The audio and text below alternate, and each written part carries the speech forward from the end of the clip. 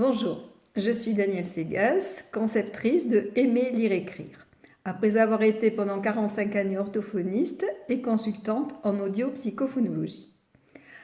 Aujourd'hui, je vais vous parler de la lecture à haute voix. Pourquoi faut-il lire à haute voix? En fait, nous lisons ce que nous voyons.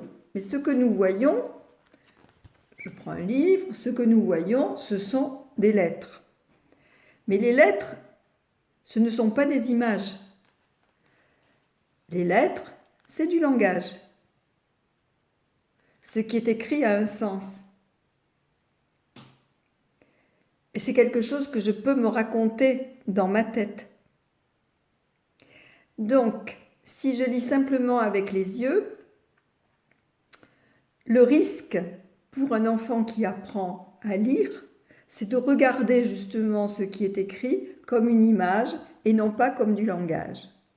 Donc, faire des exercices de lecture à haute voix permet à l'enfant d'utiliser le langage et donc son hémisphère gauche, puisque ce sont dans l'hémisphère gauche que se trouvent les centres du langage. Et lorsque l'enfant lit, ou même n'importe qui d'ailleurs, pas simplement qu'un enfant, lorsque nous lisons à haute voix et de manière attentive, non seulement nous mettons en coordination les neurones du langage et de la lecture, mais aussi de l'écriture. Donc, faire des exercices de lecture à haute voix améliore non seulement la compréhension de la lecture, mais aussi la fluidité de la lecture et, d'une manière étonnante, si on ne comprend pas pourquoi, également l'écriture. Pourquoi? Parce que l'oreille interne, ça n'est pas simplement l'organe de l'analyse des sons, c'est aussi l'organe de l'équilibre et de la coordination des mouvements. Donc lorsque l'on lit à haute voix, et particulièrement lorsque l'on porte le casque à retour vocal par vibration osseuse, parce que vous voyez, le casque ici n'est pas posé sur mes oreilles, mais sur l'os ici de la tempe devant l'oreille. Donc, par stimulation osseuse, on stimule toute l'oreille, l'organe de l'analyse des sons, mais aussi l'organe de l'équilibre et de la coordination des mouvements.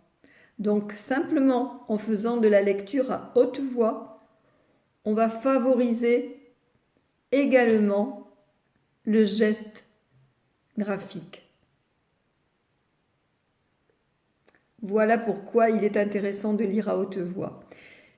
Pour des enfants qui ont des difficultés, bien sûr, mais pour tous les enfants qui sont en apprentissage.